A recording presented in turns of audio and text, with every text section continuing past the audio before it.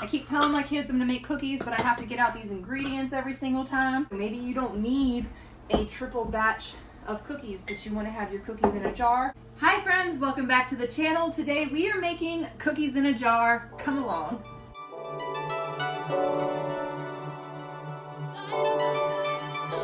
All right, y'all, we're gonna make cookies in a jar. So we're gonna go ahead and assemble all of the dry ingredients into our quart jars back here. And these are gonna be our add-ins. We've got some M&Ms. Well, they're not M&Ms, they're chocolate candies that I got from Azure. They don't have any artificial dyes or colors or sweeteners or anything crazy like that. You know, it's all natural, so the yellow ones taste like turmeric a little bit. And then right here we've got our craisins. Hold on, let me get a light on here for y'all. Let me get a light on. You can't see nothing. All right, so we've got some craisins. You can do raisins. We also have some carob chips. You can do chocolate chips. We have some, I know, I'm that weird person. If I want to make dairy-free cookies or whatever, yeah, I've got some carob chips. We also have some walnuts here. All right, so we're gonna do that. I'm gonna give you the exact measurements for these quart jars. We are gonna put all of our dry ingredients into these quart jars, and then all we have to do is dump them into our wet ingredients, and voila, bake your cookies. So that's a fun, easy way. We're gonna make it quick and easy. Yeah, let's get to it. So the first thing we're gonna do is 1.5 cups of all-purpose flour in every single one of these quart jars. All right, so 1.5 cups of flour. So you can do this quick too. This is gonna make cookie making nights quick. So 1 teaspoon baking powder in each one of these. 1.5 teaspoon of baking soda per one. That's too much. 1. If you're wise, you will measure precisely. I'm gonna do 1/4 teaspoon of salt. Now you know how much I love my salt, so I might do a little more than 1/4 teaspoon. I might do a heaping teaspoon, 1/4 teaspoon, but the recipe calls for just 1/4 teaspoon. I like to use the Redmond's real salt. It is mined in Utah. It's ancient beds of sea salt underneath the ground, and it's full of your vital minerals.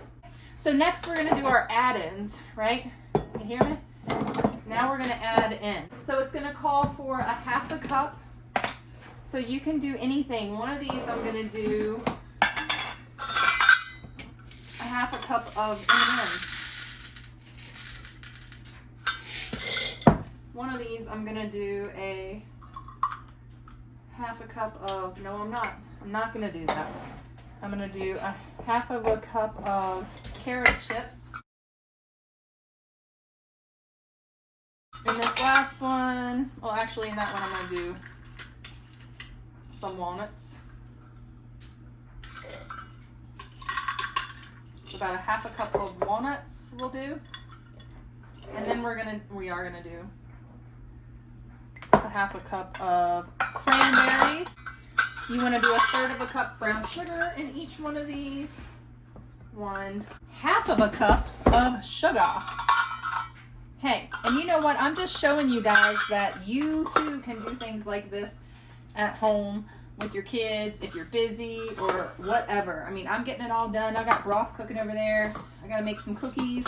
I keep telling my kids I'm going to make cookies, but I have to get out these ingredients every single time. So this is going to make my life easier. If you're going to make them dairy-free, you're going to want to use coconut oil or an alternative firm fat. You can use lard, you can use your coconut oil, you can use whatever.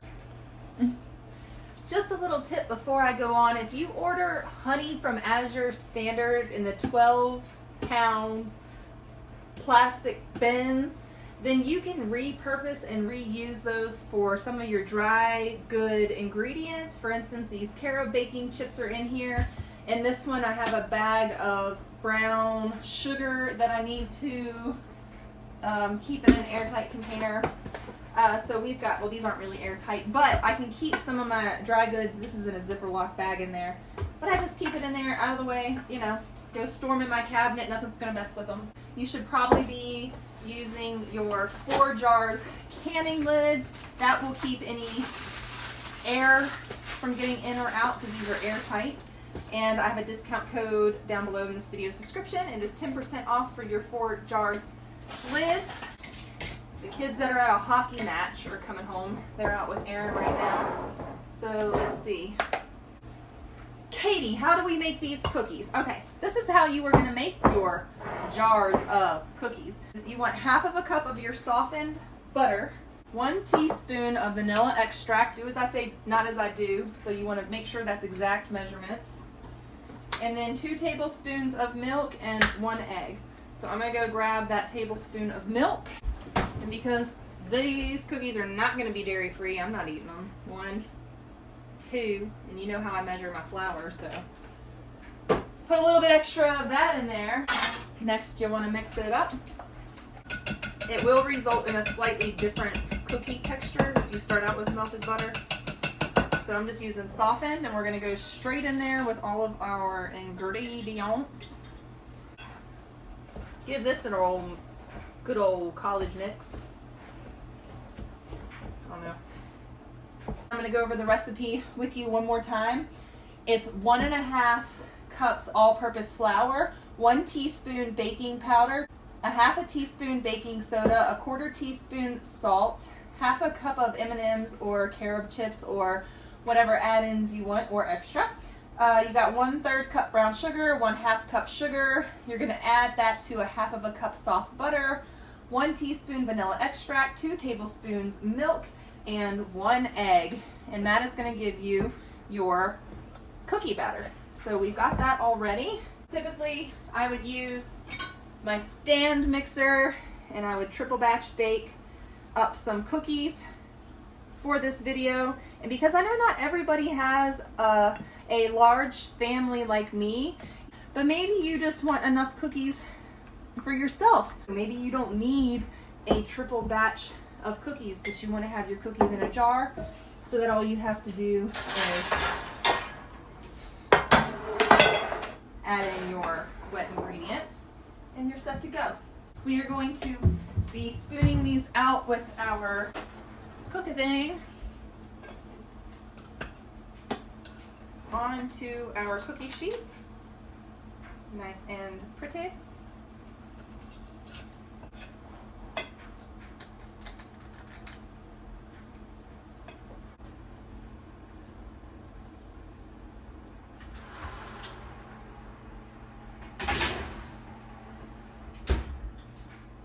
$350 degrees for about 10 minutes.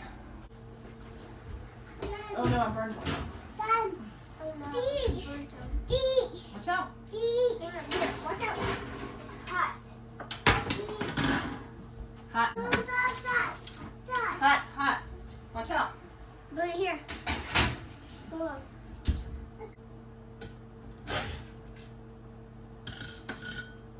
All right, and after about 9 minutes at 350 degrees, your cookies are all ready. Enjoy with a nice glass of cold milk or a cup of hot chocolate, nice tea or coffee. I hope you guys give these recipes a try. Let me know down in the comments. Are you gonna make some easy cookies for this holiday season? I would love to hear about your cookie exchange ideas, and my cookie recipes are pretty basic. Is there a favorite cookie that you want to see me try? Let me know down below in the comments. I will look it up and I will give that recipe a try. So this makes about 2 dozen cookies, and that's just enough for a family my size to have a couple of cookies on a night, but no leftovers. So these will be gobbled up tonight, and then we've got plenty more to make in the future. I recommend storing in an airtight jar with one of the jars that has a lid that has the seal around it. I am using 4 jars lids. Linked down below in this video's description. You can get 10% off with my code. Thank you all so much for watching today. Be sure you click subscribe, give this video a like, and click that notification bell because you don't want to miss any more delicious recipes from Rouse Rising. Thanks so much for watching, you guys. Bye!